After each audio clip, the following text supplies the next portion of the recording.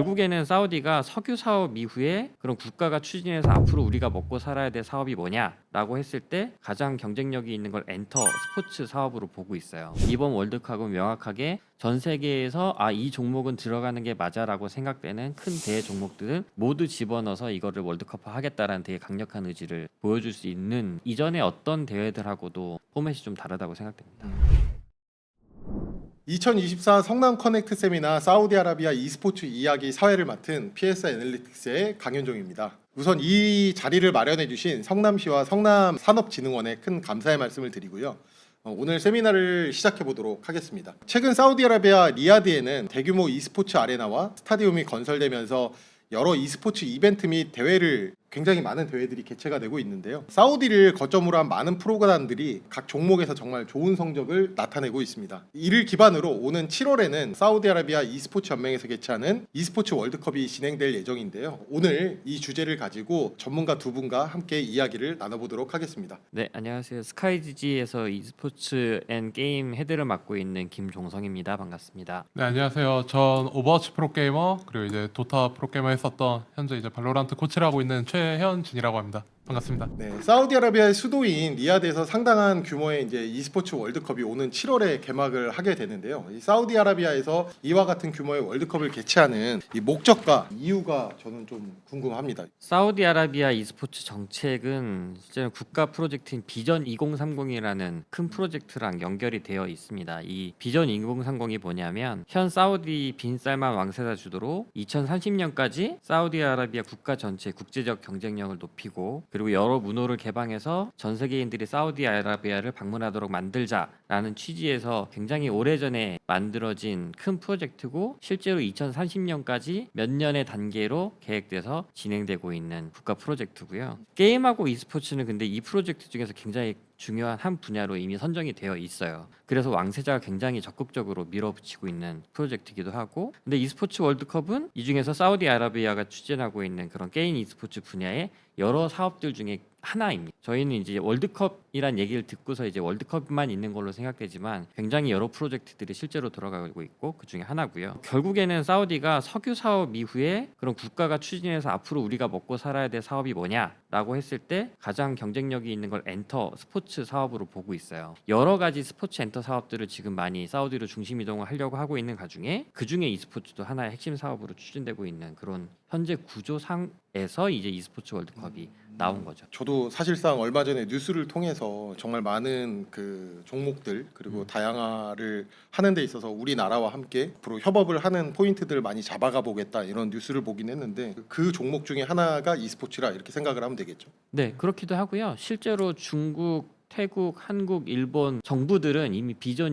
2030이라는 프로젝트 안에 각 국가별 산업부를 어떻게 연결할지에 대한 것들이 다 이미 협의가 되어 있고 MOU가 되어 있어요. 근데 그 중에 일본 쪽이랑 한국 쪽이 특히나 게임이랑 이런 쪽 분야에서 연결이 많이 되어 있고 근데 e스포츠는 약간 틀을 달리해서 사우디 e스포츠 협회에서 직접적으로 많이 관여해서 움직이고 있는 사실상 뭐 e스포츠 종주국이 한국이다 뭐 이런 얘기들이 많기는 한데 e스포츠 하면 뭐 저희 한국을 뭐 띄워놓고 이야기할 수 없을 만큼 정말 중요 종목 중에 하나라 생각을 합니다. 혹시 최현진 코치님도 요거에 대해서 좀 이야기해 주실 부분이 있을까요? 근데 이제 이사님 말씀을 좀 더 덧붙이자면은 사우디아라비아가 관광 비자가 열린 지 아직 몇 년이 되지 않았어요. 그러다 보니까 이제 사우디 입장에서는 좀 더 문화적인 공간을 만들어서 좀 더 젊은 층과 글로벌적인 인프라들을 만들려고 하는 게 가장 큰 목표인 것 같아요. 앞으로 이런 부분에 있어서 교류가 정말 활발히 이루어지고 구단들과 선수들에게 좋은 선순환 이런 목표들이 생기면 좋을 것 같다는 생각이 듭니다. 국제 규모의 대회는 이번이 처음이 아니라 국내 회사인 빅픽처 인터랙티브에서 여는 WCG나 이번 월드컵의 전신인 게이머즈 8과 같은 사례들이 지속적으로 있었는데요. 이번에 열리는 e스포츠 월드컵은 이전 사례들과 어떤 차이점을 보여주고 있다고 생각을 하실까요? 기본적으로 제가 느끼는 차별점은 가장 뭐냐면 이제 뭐 WCG나 드림액이나 MSI 같은 이제 서드 파티들이 너무나 훌륭하게 진행을 했었고 단연간 기획한 게 정말 좋았지만은 기본적으로 이번 사우디 월드컵이랑 가장 큰 거는 이제 생태계적인 부분인 것 같아요. 사우디는 사우디는 이제 토너먼트뿐만 아니라 구단이 상생할 수 있는 프로젝트를 만듦으로써 좀 더 구단들한테 어필이 좀 많이 다가왔고, 그러므로 이제 WCG나 옛날에 드림맥보다는 좀 더 많은 구단들이 참여한 게 가장 큰 포인트지 않을까 생각이 됩니다. 확실히 뭐 선수로서도 그리고 지도자로서도 경험이 있는 최현진 코치님께서 아무래도 좀 선순환이다 이런 이야기를 해주셨는데, 선수들 입장에서는 이 대회가 좋은 대회일까요? 그렇죠. 선수들한테는 이제 해외 대회 한 번이라도 더 나가는 게 경험적으로나 추후 이제 추가적인 선수를 그만뒀을 때, 코치를 그만뒀을 때 이런 경험들이 훨씬 더 크게 다가오기 때문에 앞으로 이런 대회가 많으면 많을수록 저는 좋다고 생각이 듭니다. 사실 이 사우디 e스포츠 월드컵이라는 게 작년에 갑자기 뜬금없이 나온 것처럼 보이지만 되게 오랜 시간 동안 준비가 된 프로젝트예요. 사우디는 이 비전 2030이라는 빌드를 딱 선택한 이후에 2017년부터 자국 혹은 해외에서 인지도를 높이기 위해서 굉장히 많은 노력들을 기울이고 있었고, 특히나 이제 2017년에 현재 사우디아라비아 e스포츠 협회장인 프린스 페이살 왕자가 직접 이제 회장이 된 이후로부터 굉장히 글로벌적으로 적극적인 행보를 했기로 유명했고요. 그리고 조금 더 발전된 모습으로 하려고 하다가 코로나가 딱 터지면서 전 세계적으로 길이 막혔고, 특히나 사우디는 자국 내 항공권도 다 막을 정도로 굉장히 자국 내에서 규제가 심했었어요. 그래서 뭔가 프로젝트를 진행하기는 어려웠으나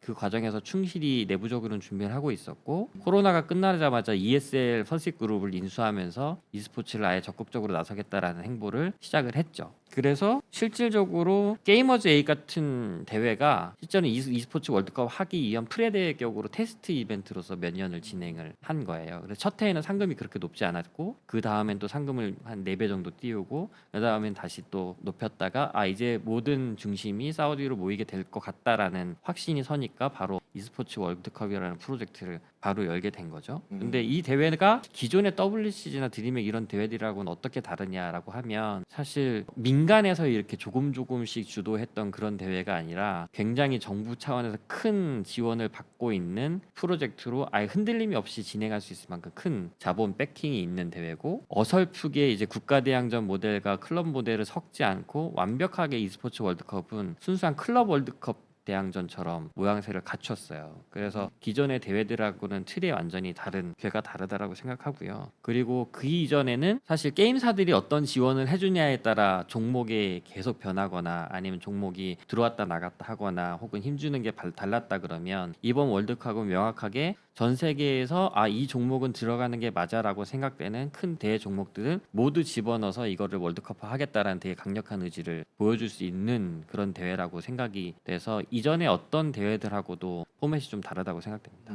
저도 지금 방금 이야기를 해주셔서 이렇게 옛 기억을 좀 살려보면 e스포츠 관련된 기사들이나 이런 것들이 조각조각 퍼즐처럼 느껴졌던 부분들이 이번 e스포츠 월드컵을 통해서 크나큰 빌드업이었구나, 약간 이런 생각이 좀 들게 되네요. 네, 맞습니다. 그러면서 이제 이번 열리게 될 e스포츠 월드컵 규모가 이제 정말 규모인 만큼 국제 e스포츠 시장에 정말 큰 영향을 끼칠 것이라 저는 생각을 하고 있는데요. 이 부분에 대해서는 어떤 영향을 끼치게 될 것인지 전망을 좀 이야기해 주실 수 있을까요? 아무래도 생태계가 훨씬 더 활력을 많이 가지게 된 것 같아요. 그러다 보니까 다 국가에서 다 종목을 하게다 보니 선수, 코치, 스태프들이 아무래도 재취업되는 경우도 많고, 앞으로 이제 많아질 토너먼트도 더 추가될 거라고 생각이 됩니다. 굉장히 비슷한 결이에요. 비슷한 결인데 조금 더 깊이 들여다보면 이거를 e스포츠 하나로만 보면 조금 이해하기 어려울 것 같아요. 사우디 전체의 이 행보는 뭐냐면, 아까도 말씀드렸듯이 엔터테인먼트 산업 자체에서 사우디아라비아가 어떤 행보를 앞으로 이어갈지를 보는 게 훨씬 더 e스포츠도 그럼 어떤 방향성으로 갈 수 있을까를 보는 기준이 될 것 같아요. 예를 들면 지금 대중들이 가장 잘 알고 있는 세계적인 스포츠는 축구인데, 그렇죠. 예. 가장 이슈가 됐던 건 호나우두를 비롯한 굉장히 세계적으로 인기 있는 스타들이 사우디 리그로 옮겼잖아요. 맞습니다. 근데 보면 굳이 왜 저 스타들이 사우디 리그로 옮기지? 굳이 왜 저 스타들에게 저렇게 큰 돈을 쓰지? 라고 하는 장면에서의 생각들을 e스포츠에 대입을 해서 보셔야 되는 게 맞을 것 같아요. 사우디아라비아는 모든 전 세계 엔터테인먼트 스포츠의 중심을 사우디로 옮기겠다라는 큰 그림 속에 있고, 그래서 이제 경기장도 세우고 도시조차도 만드는 과정에 있고, 지금은 되게 분절되어 있는 여러 종목들의 스포츠 종목들의 이런 영입 작업이 그 도시가 완성이 되면 그 안으로 다 옮깁니다. 다 옮겨가요. F1부터 시작해서 우리가 알고 있는 NBA까지도 지금 얘기하고 있다라고